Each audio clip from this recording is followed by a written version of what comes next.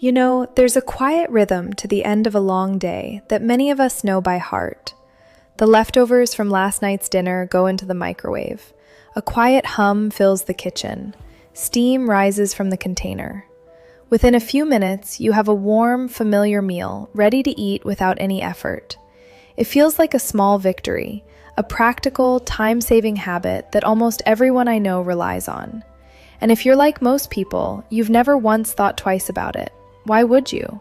Food is meant to be eaten, and reheating it seems like the most natural thing in the world.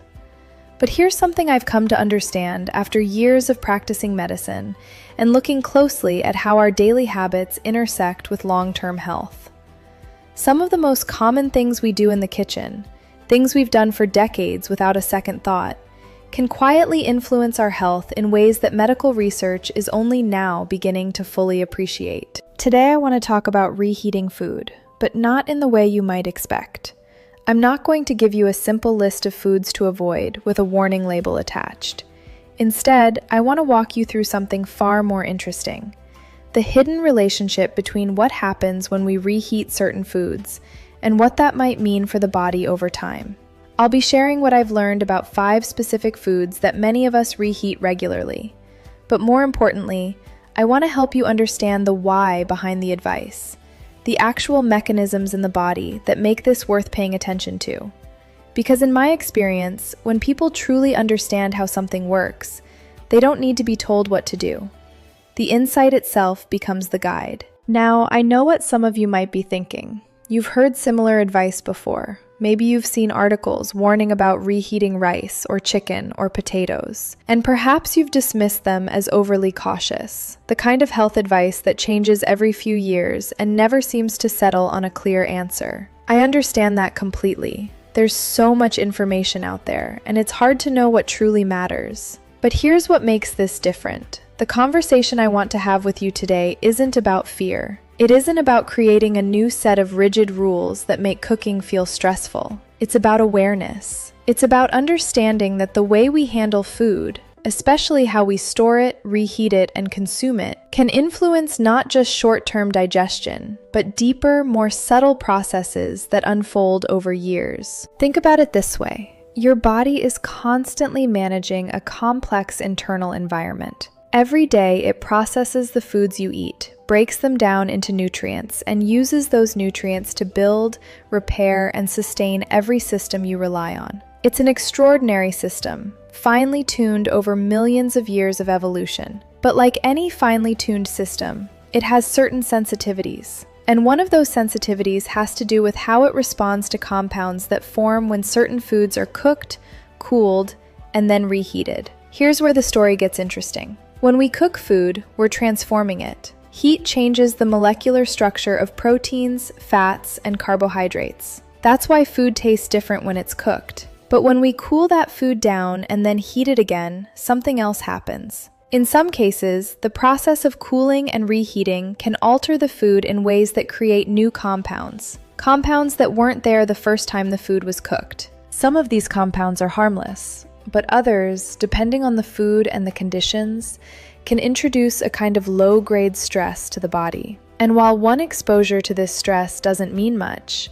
the concern that researchers have been exploring is what happens when this pattern repeats, day after day, week after week, for years. This is where the idea of cumulative exposure comes into play.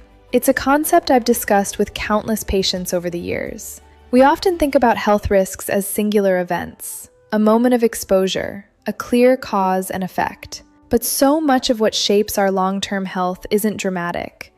It's the small, repeated patterns that we barely notice. The foods we reheat on a Tuesday evening, the way we store leftovers, the choices we make without thinking because they've become so familiar. And this brings me to why I wanted to have this conversation today. There's a reason this topic has gained attention in medical and nutritional research.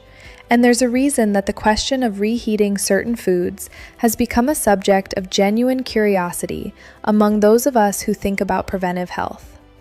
It's not because reheating is dangerous in the way we typically think of danger.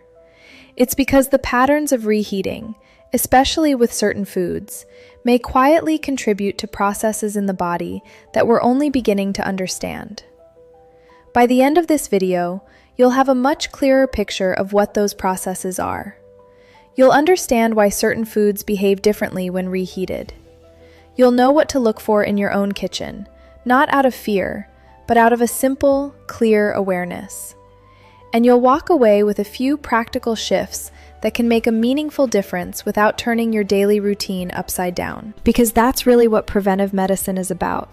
It's not about perfection. It's not about eliminating every possible risk.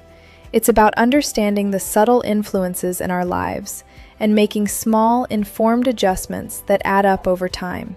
So let's start with the first question that I think is on many of your minds. If reheating food is something we've all done for years without obvious problems, why is this even worth discussing now? What changed? And what is it about these specific 5 foods that makes them different from everything else in your refrigerator? To answer that, we need to look at something that happens in your kitchen every single day. Something so ordinary, so familiar, that you've probably never stopped to consider what's actually happening at a microscopic level. And when you do, you'll start to see reheating in an entirely new light. Let me take you into a scene that I think will feel familiar. It's Sunday evening. You've just finished cooking a wonderful meal, perhaps a roast chicken with vegetables, or a hearty rice dish, or maybe a creamy potato gratin. The kitchen smells warm and inviting. There's a sense of accomplishment that comes with preparing a good meal for yourself or for the people you care about. You sit down, you enjoy it, and when you're finished, you look at what's left. Enough for another meal, maybe 2. So you pack it away. Into the refrigerator it goes, ready for the busy days ahead. Now, in your mind, that food is perfectly fine. It's been cooked thoroughly. It's been stored properly. And when you're ready to eat it again, you'll simply reheat it, and it will be just as good as it was the first time. This is the logic that virtually all of us follow. And on the surface, it makes perfect sense. But here's where the overlooked problem begins. There's an assumption built into this logic that doesn't always hold up under scrutiny. The assumption is that once food is cooked, its composition is stable, that reheating it is simply a matter of warming it back up without changing anything meaningful about what's inside it. And for many foods, that's largely true. But for a specific group of foods, the story is quite different. What I've come to realize, both through my own study of nutritional biochemistry and through conversations with patients who have experienced puzzling digestive issues or unexplained inflammation, is that the gap between what we assume about food and what's actually happening at a molecular level can be surprisingly wide. Let's start with something basic. When you cook food, you're applying energy. That energy breaks down complex structures. Proteins denature. Starches gelatinize, fats melt and sometimes oxidize. These changes are what make cooked food more digestible and more flavorful than raw food. But here's the key. Those changes are not necessarily permanent.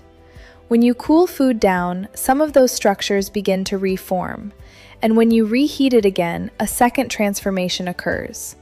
In some cases, that second transformation creates compounds that are structurally different from what was present the first time the food was cooked. Now, why does this matter? Because your body's digestive system is exquisitely sensitive to molecular structure. It doesn't just see food as calories. It recognizes specific shapes, specific bonds, specific arrangements of atoms. And when those shapes are altered in certain ways, the body's response can shift from a routine digestive process to something that requires more effort, more energy, and in some cases, triggers low-level inflammatory signals. This is where the common misunderstanding lives. Most people believe that food safety is purely about bacteria. And certainly, bacterial growth is a real concern with leftovers. If food sits out too long or isn't reheated to a high enough temperature, harmful bacteria can multiply and cause food poisoning. That's a well-understood risk. But what I want to focus on today is something different. It's not about bacteria. It's about the food itself. It's about the chemical changes that happen independently of bacterial contamination. Here's why many people,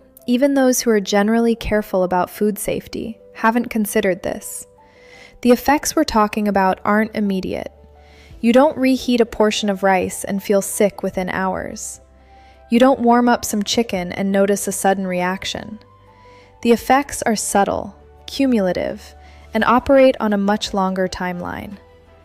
And because they don't announce themselves with obvious symptoms, they fly under the radar. I've had patients come to me over the years with a collection of symptoms that didn't seem to fit any clear diagnosis. Fatigue that wouldn't go away, joint aches that came and went without a clear pattern, digestive discomfort that seemed to correlate with certain meals, but not consistently. And when we sat down together to map out their eating habits, not just what they ate, but how they prepared it, stored it, and reheated it, a pattern sometimes emerged. Certain foods, reheated in certain ways, showed up repeatedly in the days leading up to their symptoms. Now, I want to be very clear about something. I'm not suggesting that reheating food is the cause of chronic illness. That would be an oversimplification, and it's not supported by the evidence. But what I am suggesting is that the process of reheating certain foods introduces a variable into your diet that most people never consider. And when you add that variable to everything else your body is managing, genetic predispositions, other dietary factors, stress, sleep, environmental exposures, it becomes part of the cumulative load. This is the hidden health mechanism I want to walk you through. Because once you understand it, you'll start to see why certain foods have earned a reputation for being problematic when reheated,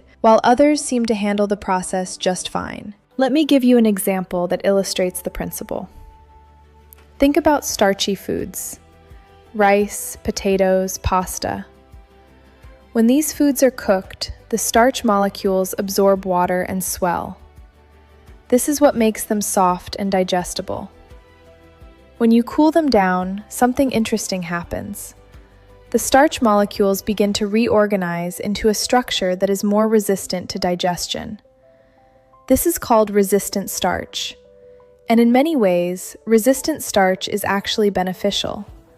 It acts like fiber, feeding beneficial gut bacteria and producing short-chain fatty acids that support colon health. But here's where the story takes a turn. When you reheat that resistant starch, the structure changes again. Depending on the type of starch, the temperature, and how long it's been stored, reheating can sometimes create compounds that are more difficult for the body to process. In some cases, it can even contribute to the formation of advanced glycation end products, compounds that have been studied for their role in inflammation and oxidative stress. Now, I know that might sound like a lot of technical language, so let me translate it into something more tangible. Imagine your body has a certain capacity to handle minor stresses. Every day you encounter things that require your body to mount a small response. A little bit of inflammation here, a little oxidative stress there. Usually your body handles these gracefully. It has built-in systems to neutralize them, repair any damage, and return to balance. But those systems have limits. They have capacity. And when you repeatedly introduce stresses that exceed that capacity, the balance tips. Reheating certain foods, especially when done repeatedly with the same leftovers, can be one of those small, repeated stresses. Not because the food is toxic, not because you've done something wrong, but because the molecular changes that occur during the reheating process create compounds that your body recognizes as something that needs to be managed. And over time, the cumulative effect of managing these compounds, especially if you're also managing other stressors in your life, can contribute to the kind of low-grade inflammation that underlies so many chronic health conditions. This is why I believe the conversation about reheating food deserves more nuance than it usually gets. It's not a simple matter of good versus bad. It's not about creating a list of forbidden foods. It's about understanding that the way we interact with our food, the choices we make about storage, temperature, and timing, can either support our body's natural resilience or add to its burden. And this brings us to something I find genuinely fascinating. The foods that are most affected by reheating aren't random. They share certain characteristics. They tend to be high in specific types of proteins, fats, or starches that undergo significant structural changes when exposed to heat cycles. And by understanding those characteristics, you can make informed decisions about which leftovers are worth reheating and which might be better enjoyed cold or prepared fresh. But before we get into those specifics, I want to introduce you to a scenario that I think will bring all of this into sharper focus. It's a scenario that plays out in kitchens every day, involving a food so common, so seemingly innocent, that most people would never think twice about reheating it. And yet, it's one of the most instructive examples of how the overlooked problem we've been discussing actually unfolds in real life. Let me introduce you to someone. I'll call her Margaret. Margaret is 63 years old. She's retired from a career in education, and she spends much of her time now tending to her garden, reading historical fiction, and hosting quiet dinners for her adult children when they visit. Margaret has always been careful about her health. She walks 3 miles most mornings.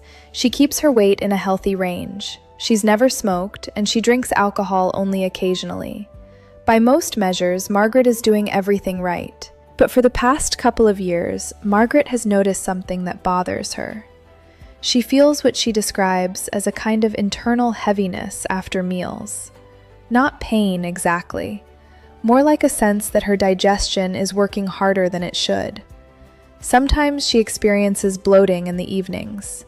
Occasionally, she notices that her joints feel a bit stiff the morning after certain meals, though the stiffness always fades by mid-morning.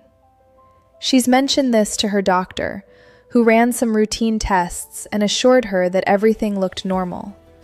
And Margaret accepted that. After all, she's in her 60s. Some changes are to be expected. What Margaret didn't realize, and what she only began to piece together when we sat down to talk about her daily habits, was that a seemingly innocent routine in her kitchen might have been contributing to these subtle symptoms. Here's what Margaret's week looked like. On Sundays, she liked to cook a large batch of food to carry her through the week. Her specialty was a hearty chicken and rice casserole, a recipe she'd been making for decades. She'd prepare it on Sunday afternoon, eat a portion for dinner, and then divide the rest into containers for the days ahead. On Monday, she'd reheat a container for lunch. On Tuesday, another for dinner. Sometimes the casserole would last until Wednesday or Thursday, and each time she'd reheat it in the microwave until it was steaming hot. This pattern felt efficient to Margaret. It felt like smart planning, and in many ways it was. But what Margaret didn't know was that her beloved chicken and rice casserole contained 2 of the foods that are most affected by the reheating process. And the way she was reheating it, repeatedly over several days, using high heat in the microwave, was creating the very conditions that researchers have identified as potentially problematic. Now, I want to pause here and say something important. Margaret didn't do anything wrong. Her habits were the habits of millions of people who are simply trying to feed themselves and their families in a busy world. And I'm not telling you Margaret's story to suggest that her casserole was dangerous or that she should have known better. I'm telling you her story because it illustrates something crucial about how this overlooked health mechanism operates in real life. The foods we're talking about are not exotic. They're not specialty ingredients that most people rarely encounter. They're the staples of everyday cooking. They're the foods that show up again and again in our kitchens because they're affordable, versatile, and familiar. And precisely because they're so common, the cumulative effect of reheating them repeatedly over months and years is something that most people never think to examine. Let's look at what was actually happening inside Margaret's casserole. The chicken, which was the protein source, contained fats that, when cooked initially, underwent a certain degree of oxidation. Oxidation is a normal chemical process that occurs when fats are exposed to heat. It's part of what gives cooked meat its flavor. But when that chicken was cooled and then reheated, especially reheated multiple times, the oxidation process continued. Each reheating cycle created additional oxidized lipid compounds. These compounds, when consumed, enter the bloodstream and can trigger inflammatory responses in the body. The rice in Margaret's casserole told a different but equally important story. When rice is cooked, cooled, and then reheated, the starch structure undergoes a transformation. As I mentioned earlier, cooling creates resistant starch, which is generally beneficial. But when that resistant starch is reheated, especially at high temperatures, it can break down in ways that release compounds that are more difficult for the digestive system to process. Additionally, if the rice was left at room temperature for too long before being refrigerated, something that often happens with large batches of food, there's the added consideration of bacterial spores that can survive the initial cooking process and multiply during the cooling phase. What Margaret experienced after her reheated meals wasn't dramatic. She didn't get food poisoning. She didn't have an allergic reaction. What she experienced was the body's quiet, persistent effort to manage compounds that required extra work to process. The bloating was her digestive system laboring. The morning stiffness was a low-level inflammatory response. And because these effects were subtle and cumulative, they didn't trigger alarms. They simply became part of how Margaret felt. Now, here's where this becomes relevant to you, because I suspect that many of you watching have had similar experiences. You've noticed that some leftovers seem to sit heavier than others. You felt a bit off after a meal that you thought was perfectly fine. You've wondered why certain foods that you enjoy sometimes leave you feeling less than your best. And you've probably dismissed these observations as random or attributed them to other causes. What Margaret's story reveals is that the connection between how we handle food and how we feel afterward is often more direct than we realize. The kitchen is not separate from the body. The choices we make about storage, temperature, and timing are choices that directly influence what our bodies have to process. I remember sitting with Margaret and walking her through a simple experiment. I suggested that for 2 weeks she continue preparing her Sunday casserole, but instead of reheating the leftovers, she try eating them cold or at room temperature. Or, if she preferred them warm, she could reheat only the portion she intended to eat at that moment, rather than repeatedly reheating the same container. And I suggested that she pay attention to how she felt after those meals compared to her usual experience. When Margaret came back to me, she described the difference as subtle but real. The heaviness she'd felt after her reheated meals was noticeably less. The bloating in the evenings had diminished, and while she still experienced occasional morning stiffness, it no longer seemed to correlate with her meals in the way it had before. Now, I want to be careful here. Margaret's experience isn't a clinical trial. It's not proof. But it is an illustration of a principle that I've seen play out repeatedly. When people become aware of how their food handling habits intersect with their body's responses, they often discover opportunities for small adjustments that yield meaningful improvements in how they feel. This brings me to something I find genuinely important. The foods we're going to discuss in this video, the 5 that deserve special attention when it comes to reheating, are not foods you need to eliminate from your life. They're not dangerous. They're not toxic. They're simply foods that, based on what we know about their molecular structure and how it changes with heat cycles, warrant a bit more thoughtfulness in how we handle them. And here's the encouraging part. Once you understand the mechanism, the adjustments are surprisingly simple. You don't need special equipment. You don't need to change your entire cooking routine. You just need to become aware of a few key principles and apply them in ways that work for your life. So let me walk you through what those principles are. In the next part of our conversation, I'll take you inside the actual mechanisms at work. I'll show you step by step what happens when these 5 specific foods go from the stove to the refrigerator to the microwave.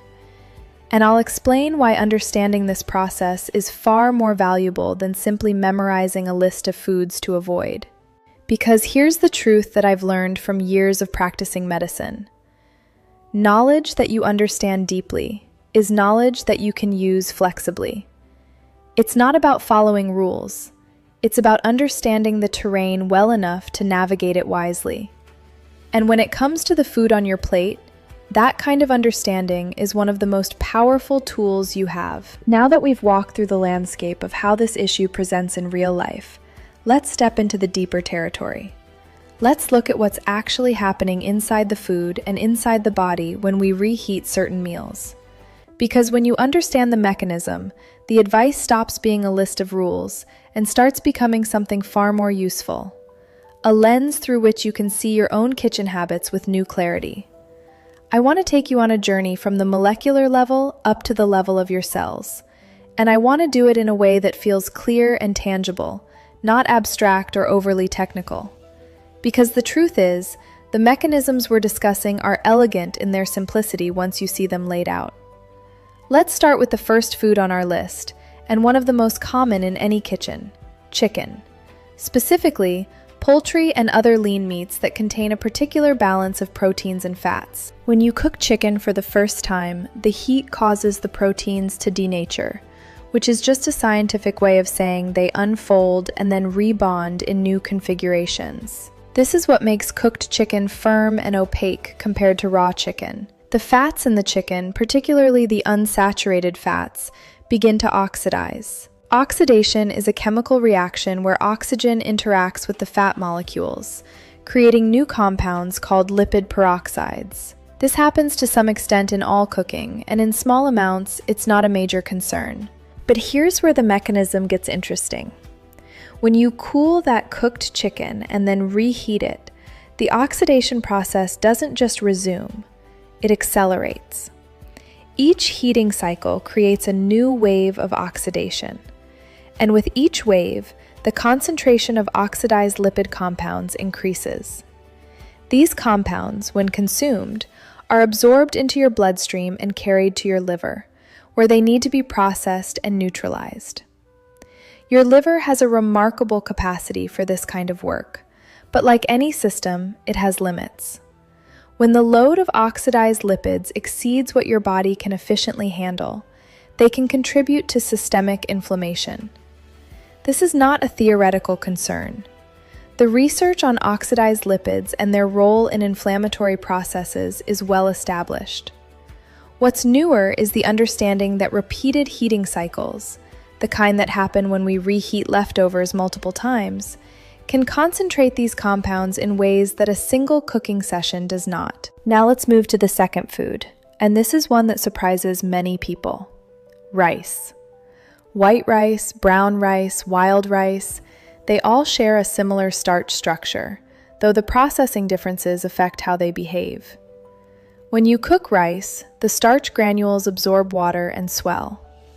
The starch molecules, which are long chains of glucose, become gelatinized.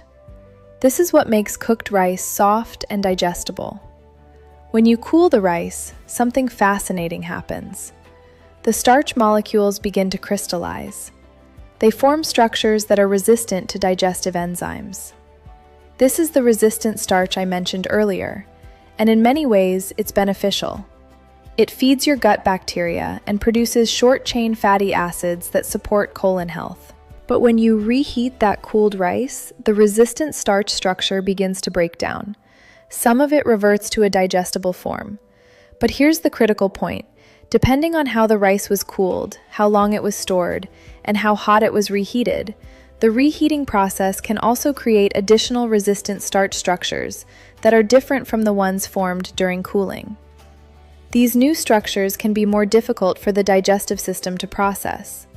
For some people, this manifests as bloating, gas, or a sense of digestive heaviness. There's another layer to the rice story that's worth understanding. Rice can contain spores of a bacterium called Bacillus cereus. These spores are heat resistant. They survive the initial cooking process. If cooked rice is left at room temperature for too long before being refrigerated, those spores can germinate and multiply. Reheating the rice may not kill the bacteria or the toxins they produce, depending on the temperature and duration of reheating. This is why rice is often cited in food safety discussions. But even when bacterial contamination isn't an issue, the structural changes to the starch during reheating can still affect how your body handles the meal. The third food on our list is one that often appears alongside rice in many traditional dishes: potatoes.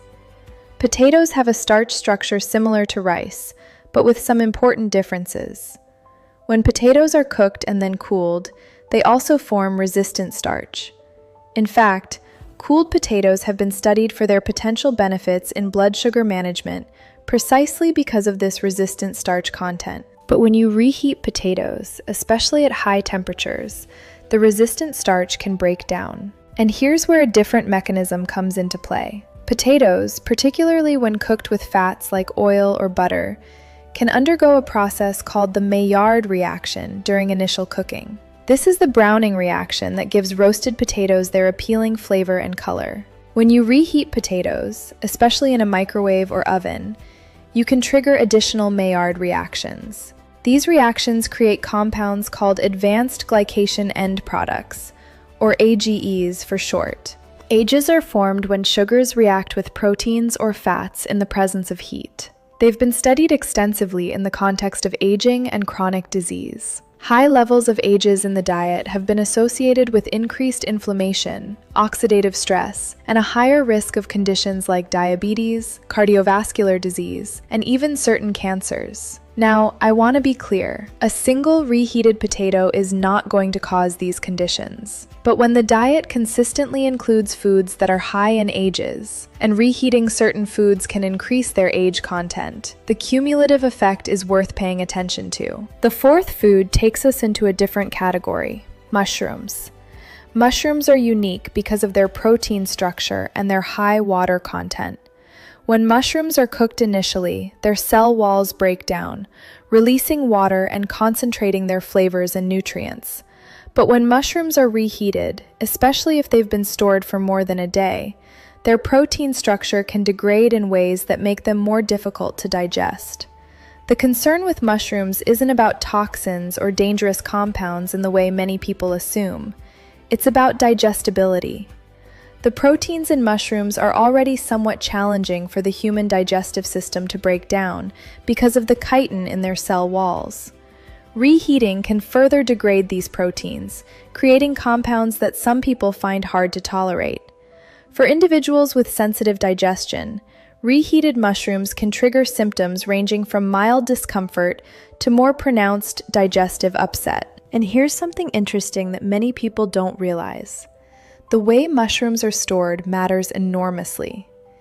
If mushrooms are left at room temperature after cooking, or if they're stored in conditions that allow moisture to accumulate, the degradation process accelerates. This is why mushrooms are often cited in food safety discussions as well, though again, the issue isn't always bacterial.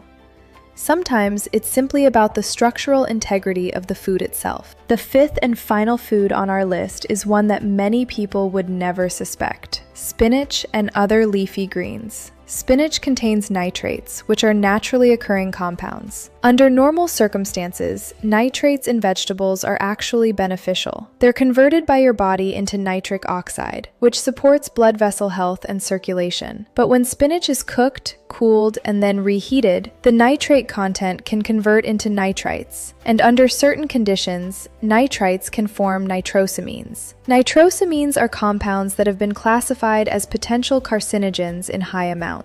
Now I want to emphasize something crucial here. The formation of nitrosamines in reheated spinach is not automatic.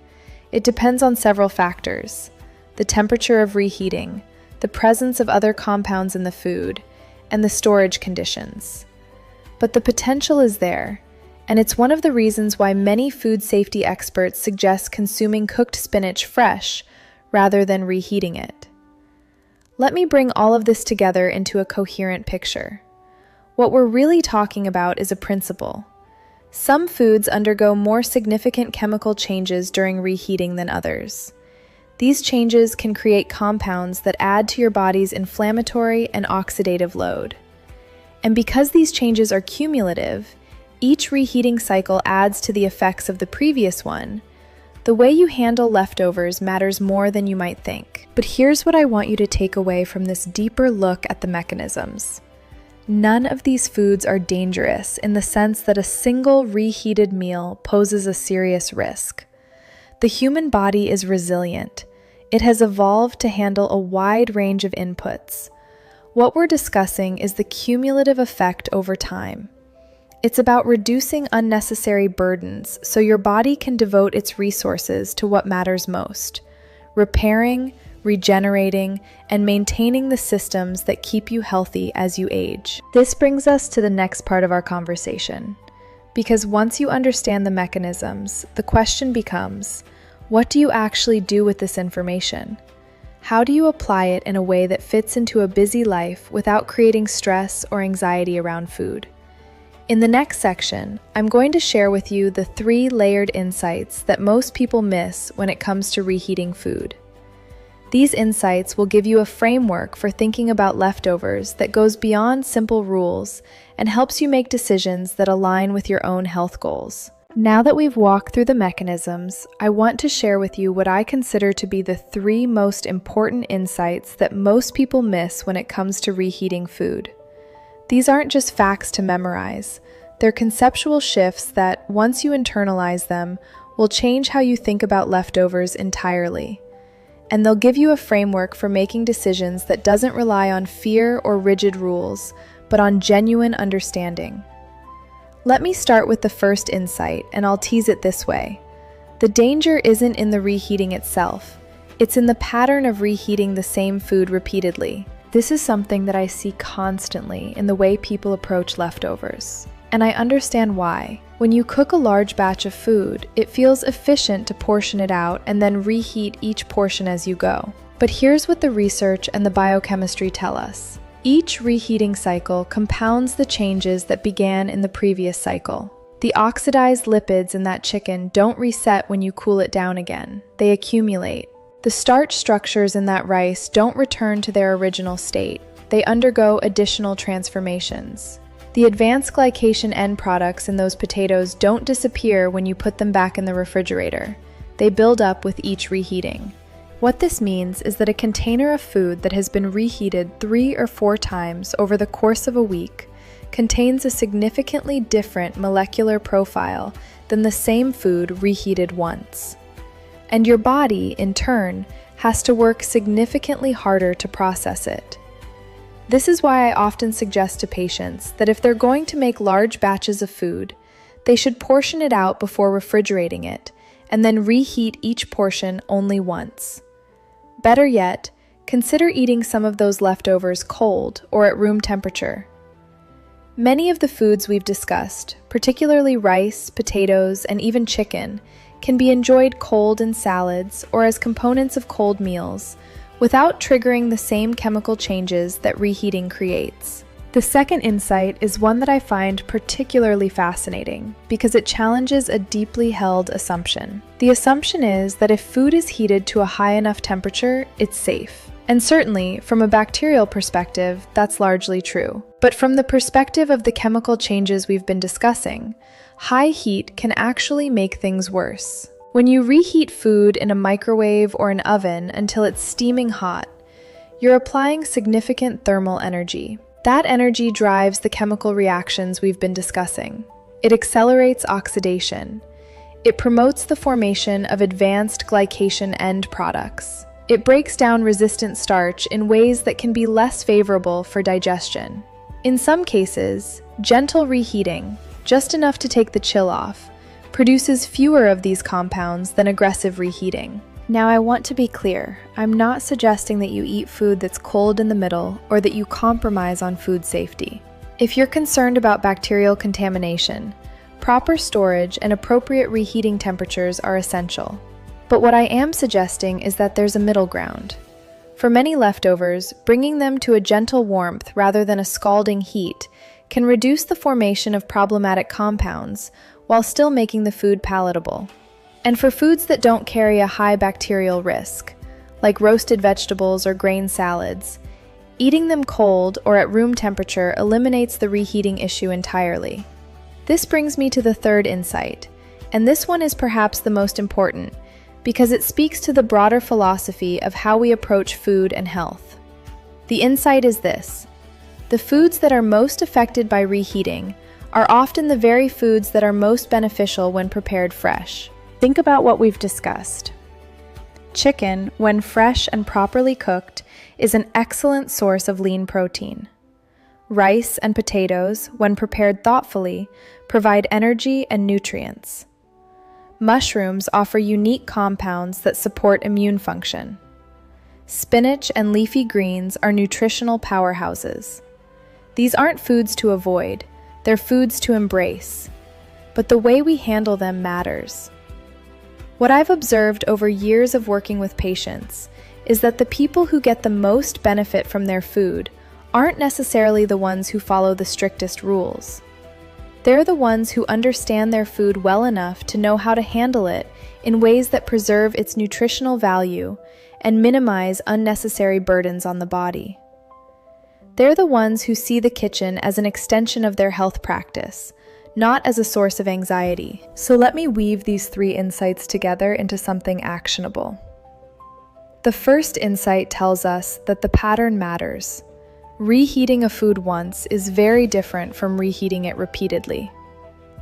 The second insight tells us that temperature matters. High heat accelerates the chemical changes we want to minimize. The third insight tells us that intention matters. These foods are valuable. The goal isn't to eliminate them. The goal is to handle them in ways that honor their nutritional value while respecting your body's capacity. Now, I want to add something here that I think is often missing from conversations about food and health. And that's the role of individuality.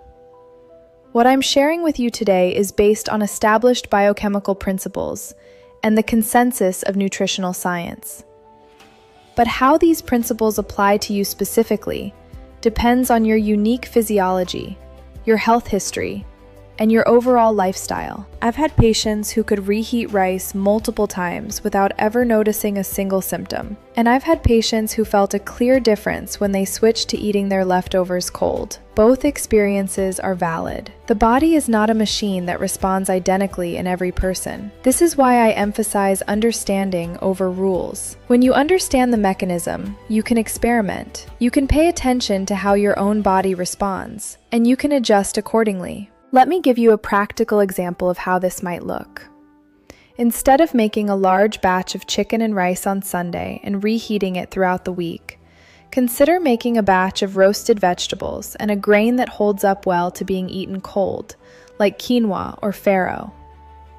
Roast your chicken fresh each evening or prepare it in small batches that you can eat without reheating. If you do make a dish that contains one of the 5 foods we've discussed, portion it out immediately after cooking and refrigerate it promptly. When you're ready to eat, reheat only what you'll consume at that moment, and reheat it gently. For spinach and other leafy greens, consider adding them fresh to your meals rather than cooking them in large batches that will need reheating.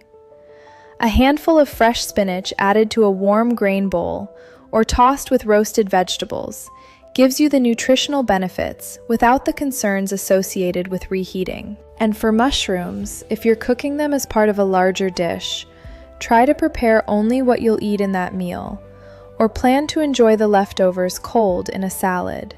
Marinated mushrooms, for example, are a delicious addition to many meals and don't require reheating at all.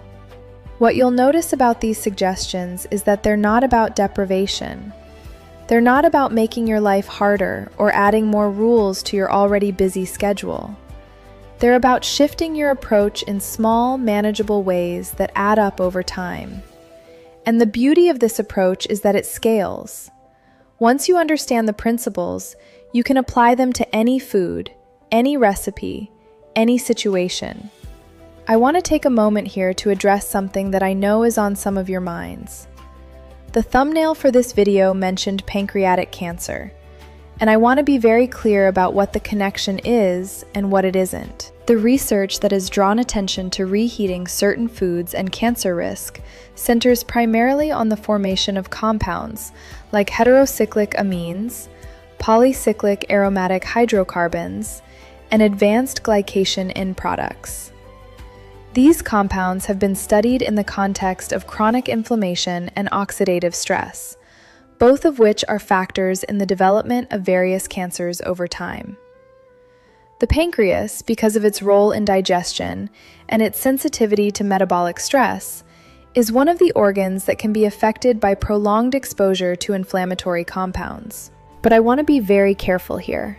There is no study that shows that reheating a particular food causes pancreatic cancer. That would be an irresponsible oversimplification. What the evidence does show is that the types of compounds formed during high heat cooking and reheating are associated with increased cancer risk when consumed in large amounts over long periods. And because pancreatic cancer is one of the most challenging cancers to detect early and treat effectively, it makes sense to pay attention to anything that might contribute to pancreatic stress over time. The goal of this conversation is not to create fear. The goal is to provide clarity. When you understand that certain habits, like repeatedly reheating foods that are prone to forming inflammatory compounds, add a small but real burden to your body over time, you have the information you need to make different choices. And those different choices, accumulated over years, can make a meaningful difference in your long-term health trajectory. Now, as we move toward the final part of our conversation, I want to shift from the specific mechanisms and insights to something broader. Because ultimately, what we're talking about isn't really about 5 foods. It's about a way of relating to food that is mindful, informed, and aligned with how your body actually works. It's about recognizing that the choices you make in your kitchen are health choices, whether you think of them that way or not. And it's about empowering you to make those choices from a place of understanding, rather than from a place of fear or confusion. As we begin to draw this conversation to a close, I want to take a step back with you. We've covered a lot of ground together. We've looked at the overlooked problem of how reheating certain foods can create compounds that your body has to manage. We've walked through a real-world scenario that showed how these principles play out in an ordinary kitchen.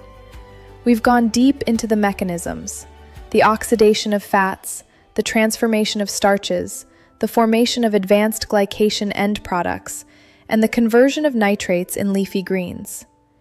And we've explored the 3 insights that most people miss: that the pattern of reheating matters more than the act itself, that temperature influences the chemical outcome, and that the foods we're discussing are valuable foods worth keeping in your diet, handled with care. Now I want to bring all of this into a calm reflection. Because the purpose of understanding these mechanisms isn't to create a new source of anxiety in your life. It's the opposite. It's to replace vague worry with clear knowledge. It's to give you the tools to make choices that feel aligned with your health goals, without the burden of fear or the weight of unnecessary rules. I think about this in the same way I think about so many aspects of preventive medicine.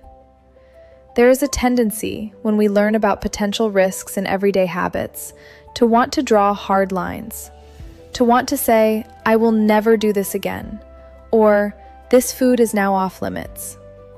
And while that impulse comes from a genuine desire to protect our health, it often leads to something counterproductive. It leads to a relationship with food that is rigid, stressful, and ultimately unsustainable. What I've learned over years of practicing medicine is that sustainable health habits are not built on prohibition. They're built on understanding, flexibility, and self-compassion. When you understand why something matters, you can make adjustments that fit your life. You can experiment. You can notice what works for you and what doesn't. And you can do all of this without the sense that you're failing if you occasionally reheat a container of rice on a busy Tuesday night. Let me offer you a different way of thinking about the information we've discussed today. Instead of viewing reheating certain foods as something to avoid at all costs, consider viewing it as an opportunity to be more intentional about how you handle the food you prepare. That intentionality might look different on different days. On a day when you have time and energy, you might choose to prepare a fresh meal rather than relying on leftovers. On a day when you're exhausted and just need to get food on the table, you might reheat something gently, eat it without guilt, and know that one reheated meal is not a threat to your long-term health. The difference is awareness. The difference is making that choice consciously rather than automatically. I want to share with you a few practical reflections that I've found helpful, both in my own life and in the lives of the patients I work with. These aren't rigid rules, they're gentle guideposts. First, think about how you store your leftovers. The moment a meal is finished cooking, consider portioning it out into individual containers. This serves two purposes. It means you're only reheating what you'll eat at that moment, which eliminates the cycle of repeated reheating. And it allows the food to cool more quickly, which reduces the window of time when bacterial growth is most likely.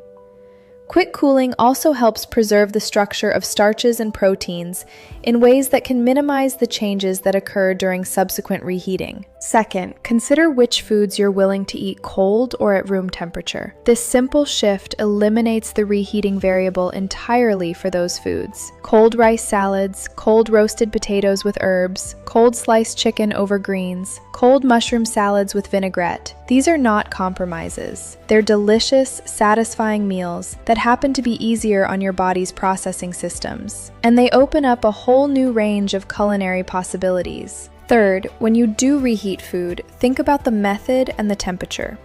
Gentle reheating on the stovetop with a small amount of liquid often produces fewer problematic compounds than high-heat microwave reheating.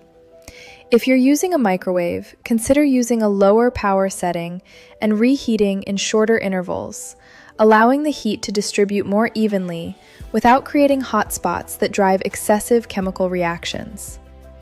And aim for a temperature that's warm enough to be enjoyable, but not so hot that it's steaming aggressively. Fourth, pay attention to how you feel after meals. This sounds simple, but it's something that many of us have stopped doing. We eat quickly while distracted, and we don't give ourselves the space to notice the signals our bodies are sending. If you start paying attention, really paying attention, you may begin to notice patterns. Maybe you feel heavier after reheated rice than after fresh rice. Maybe you notice that reheated chicken in a wrap sits differently than cold chicken in a salad. These observations are not data in a clinical trial, but they are data about your body, and they are valid. I remember a patient who came to me with persistent digestive discomfort that she had assumed was just part of getting older.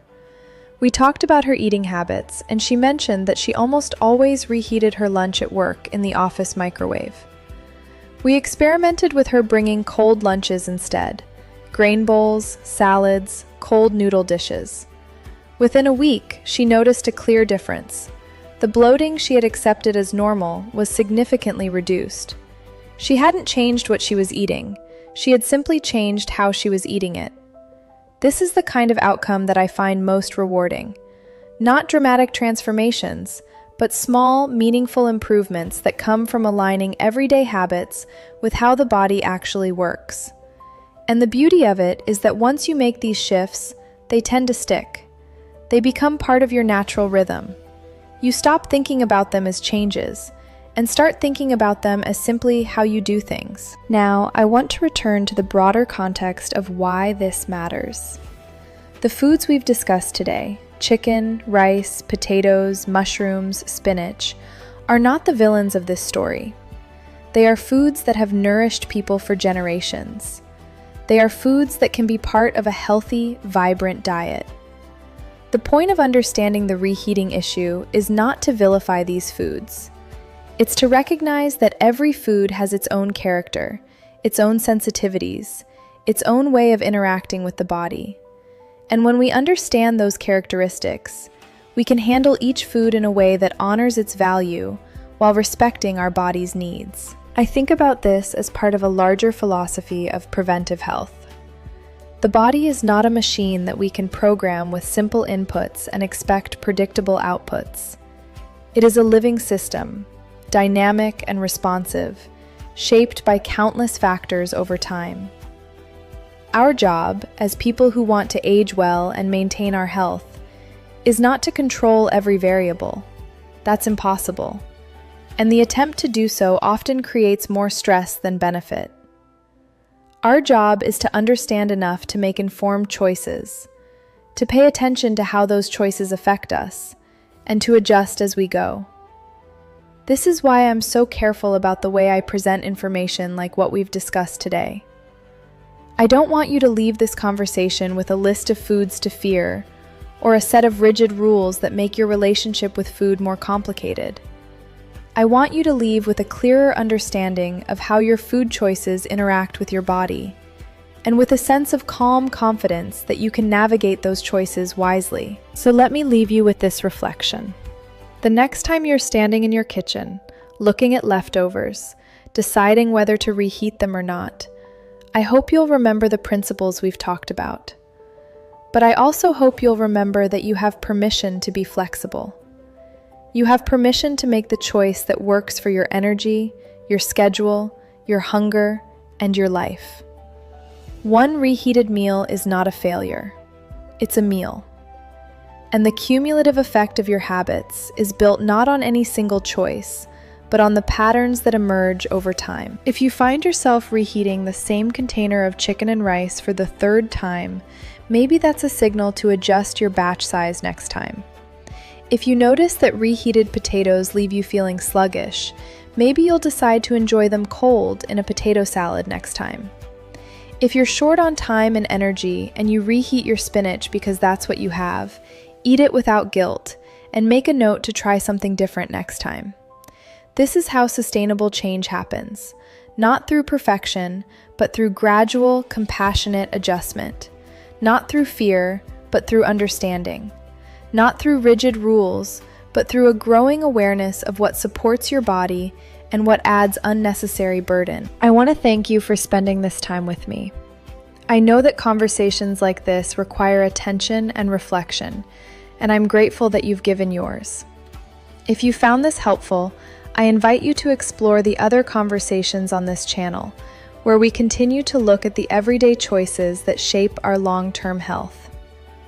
And if there are topics you'd like me to explore in future videos, I welcome your thoughts. Until next time, take care of yourself, not with fear but with understanding, not with perfection but with kindness. And remember that the choices you make in your kitchen, small as they may seem, are part of a much larger story of how you care for the body that carries you through this life.